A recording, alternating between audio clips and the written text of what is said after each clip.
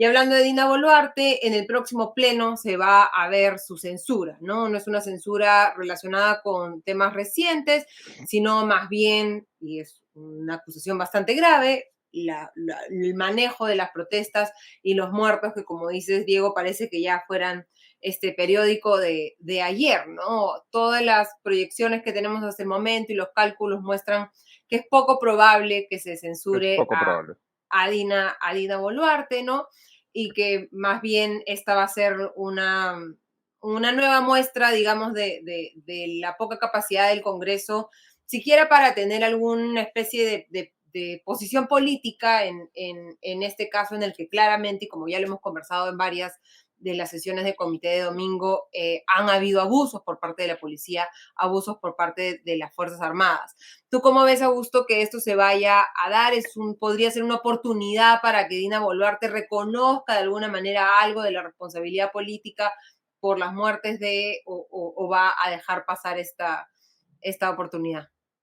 No va a pasar nada, lo más probable, ¿no? O sea, ya hemos hablado largo de los temas de fondo que justifican, digamos, esa moción de vacancia, pero lo que resulta curioso es que esto pudieron haberlo cerrado la semana pasada, ¿no? Haber puesto Ujú. en la agenda la moción y el miércoles y el jueves se votaba y probablemente no alcanzaba los 52 votos necesarios para ser admitida a trámite, 52, 56, creo que 52, si mal no recuerdo. No alcanzaba esos votos y el tema quedaba ahí, ¿no es cierto? Ujú. Pero me llama la atención que no haya ocurrido eso. Es como si le hubiesen querido dejar a Dina Boluarte una semanita más en Ascuas, aunque probablemente se sienta relativamente tranquila, porque en los cálculos del gobierno debe estar más o menos claro que no existen los votos, digamos, para admitir a trámite la moción de vacancia. Y si hubiese la cantidad de votos necesaria para admitirla a trámite, lo que sí parece altamente improbable es que hayan los votos para aprobarla en última instancia, ¿no?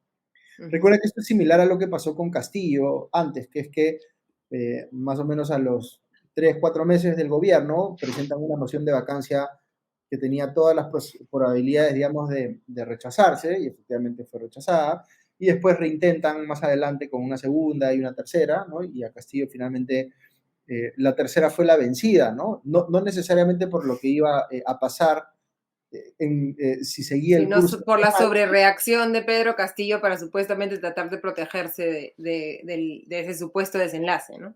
Claro, ahí es interesante recordar que Castillo bueno, podemos ahí tejer varias hipótesis, ¿no? Pero hay quienes dicen que Castillo sobre reacciona por la declaración, el testimonio de Salatiel Marrufo en el Congreso esa mañana, ¿no? Ujú. Yo tiendo a pensar que es porque el gobierno sentía como inminente un cambio legal en el Congreso para poder aplicar la figura de la suspensión temporal como alternativa a la vacancia. Entonces, Castillo ya se imaginaba que iba a ser suspendido temporalmente y por eso es que precipita el golpe de Estado. Esa es una interpretación, digamos, todavía no sabemos con claridad qué fue lo que pasó porque Castillo sigue con discurso que para mí es bastante inverosímil, por supuesto, donde él dice que no habló con nadie, que él solito hizo su discurso, etcétera, Ujú. etcétera, ¿no? Pero en fin, más o menos así fue la situación de Castillo. En el caso de Dina Boluarte, si bien hoy hay una sensación de que hay varias bancadas en el Congreso y algunos sectores de la opinión pública que están relativamente cómodos con ella, esa situación no es necesariamente estable en el tiempo. Y pueden ir pasando cosas que hagan que la gente prefiera o empiece a ver con mejores ojos la posibilidad de que Dina Boluarte sea reemplazada por el presidente del Congreso, sea el actual o alguno que vayan a elegir en el futuro. Entonces, la sensación de calma que pueda tener hoy el gobierno respecto a esta moción de vacancia es razonable porque no hay los votos, pero eso no significa que no pueda ocurrir una segunda o una tercera moción de vacancia y que la situación se vuelva un poco más complicada para ella, ¿no? Ujú. Y especialmente si avanzan estas investigaciones del Ministerio Público, que recordemos no son nuevas, ¿no? Son investigaciones que se iniciaron en el 2021 respecto al financiamiento de Perú Libre, debido a que se había encontrado indicios de que habían recibido dinero de la organización criminal denominada Los Dinámicos del Centro, que cobraban Ajá. ilegalmente para entregar brevetes. Y ella, como secretaria de Economía de Lima Metropolitana del partido, se entendía que había, digamos, participado en esto, incluso hay una cuenta mancomunada a su nombre en la que se recibían aportes para pagar la fianza de Vladimir Cerrón y una serie de observaciones que la Fiscalía iba investigando por los delitos de lavado de activos y los presuntos delitos de lavado de activos y organización criminal. Y ahora, luego de las declaraciones de Henry Shimabukuro y las facturas presentadas que muestran efectivamente que se cubrieron gastos de campaña de Dina Boluarte, un viaje a Arequipa durante el debate presidencial entre Pedro Castillo y Keiko Fujimori, se ha agregado el presunto delito de financiamiento prohibido de partidos porque las facturas están al nombre de la empresa de Shimabukuro y como sabemos nuestra ley de organizaciones políticas impide que una empresa o una persona jurídica financie a un partido. Está prohibida. Las personas podemos aportar efectivamente a los partidos, pero las empresas no lo pueden hacer. Y al parecer esa regla se habría incumplido y por lo tanto se está ampliando la investigación a Dina, a Pedro Castillo y a Shimabukuro. ¿Crees tú, Augusto, hasta el momento con cómo se están dando las reacciones a estas denuncias por parte de Henry Shimabukuro, que hay que recordar era del entorno de Pedro Castillo? ¿Esto podría ser un flanco para que alguna de esas fuerzas políticas que ahora está sosteniendo a Dina Boluarte más bien se tire para atrás y la deje caer? Sí, un par de cosas legales que mencionar aquí, Sí, ¿ya? por favor, que no soy abogada, hay que recordar. No, que son interesantes para el análisis, ¿no? Ujú. Uno es que todo esto está pasando en un contexto en el cual ya se admite, por un cambio de interpretación, ¿no es cierto?, fiscal, que un presidente en funciones puede ser investigado.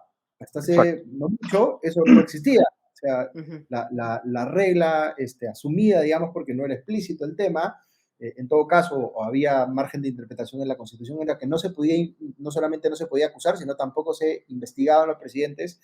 Y si ahora Dina está siendo investigada es porque ese criterio se cambió precisamente para el caso de Castillo.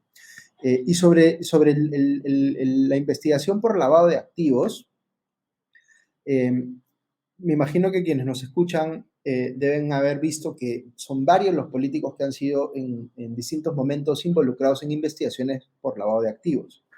Pero lo Keiko importante tener Fujimori. en cuenta aquí, para entender cuándo sí puede haber y cuándo no puede haber lavado de activos, es que uno tiene que pensar que la acción de lavar dinero es el resultado de que se ha cometido un delito anterior, que ese Ajá. delito anterior ha generado dinero cochino, sucio, corrupto, no sé, y que ese dinero se tiene que volver a meter a la economía de una manera que lo limpie, ¿no es cierto? Y Ujú. ahí entra el lavado. Entonces, cuando se habla de lavado de activos, en algunos casos que hay involucrado a políticos, se habla vinculado a, por ejemplo, las constructoras brasileñas, ¿no? Entonces, por ejemplo, Odebrecht tenía su caja de dinero sucio porque la utilizaba para coimas y demás, y de ahí sacó plata para financiar a los partidos. Entonces, lo que se está diciendo es que los partidos eran, entre comillas, cómplices, ¿no?, de Odebrecht, lavándole el dinero a Odebrecht. Pero para que eso, digamos, para que se pueda demostrar que efectivamente hay complicidad o algún nivel de autoría ahí, se tendría que demostrar que el partido político o el político sabía que el dinero que estaba recibiendo como financiamiento de campaña provenía, digamos, de alguna actividad ilícita. Y ahí es donde hay un problema probatorio, digamos, en este tipo de casos, ¿ya? Pero el caso de Dina Boluarte y de Vladimir Cerrón y Perú Libre es diferente.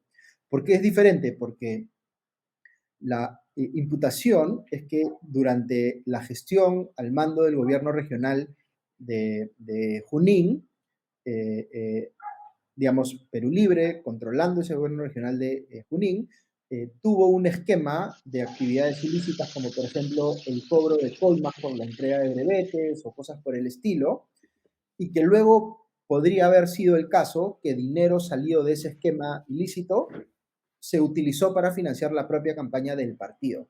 Entonces, ¿por qué es diferente? Porque lo que aparentemente está pasando en ese caso es la misma organización estaría implicada en generar dinero ilícito y luego en moverlo hacia la campaña. Entonces, todo esto, por supuesto, se tiene que probar, ¿no? Pero por lo que uno va conociendo, podría haber un caso que eventualmente demuestre que el dinero que entró a la campaña fue dinero que el mismo Perú Libre había conseguido de manera ilícita en otra actividad.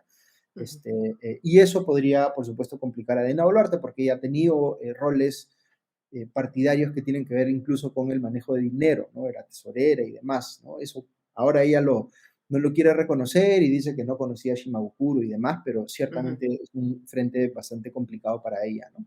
Sí, y Punto Final está agregando al Sí, tema, ha lanzado un reportaje sobre los aportes no declarados de la campaña de la hoy presidenta de la República, ¿no? La historia no sí, conocida, dicen, del privadito de Dina Boluarte. sí, veo que está viendo justo y es el caso de una serie, unos locales que no fueron declarados, cuyo aporte no fue declarado en la campaña. Sí, a mí me parece que el caso más claro, digamos que hay dos casos aquí, ¿no? Por un lado es el de lavado, ¿no? Que como bien explicaba Augusto, pues lavado implica que hay dinero de origen ilícito y que las personas que realizan la acción de lavarlo conocen que ese dinero es ilícito, ¿no? Pero por el otro lado, sí hay, porque estas elecciones, esto sí hay que, como bien explicaba Sale hace un momento, para estas elecciones ya había cierta legislación relacionada con aportes de campaña.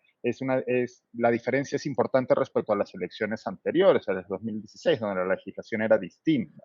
Entonces, en este caso sí se está establecido, por ejemplo, como tú bien señalabas, que las empresas no pueden aportar dinero a campañas Ni en especie electorales tampoco pueden colaborar a ni las... en especies. Entonces, Ujú. parecería, por la información que hasta ahora ha brindado y por los documentos probatorios que ha brindado hasta ahora Shimabukuro, habrá que ver luego este reportaje de Punto Final, qué tipo de documentación se ha aportado, pero parecería que el caso que se está armando y que parece más claro es un caso de uso de dinero, o sea, de aportes no, Prohibido, sí, financiamiento aportes prohibido. de Ujú. financiamiento prohibido de campaña, ¿no? Y Ujú. también hay que recordar otra cosa, porque claro, yo conversando con algunas personas, claro, quienes defienden, entre comillas, ¿no? O no quieren que estos casos avancen contra la presidenta Boluarte, dicen, bueno, pero eso ocurrió antes, ¿no? Pero si revisamos ¿Antes de qué? antes de que fuera presidenta, ¿no? Claro.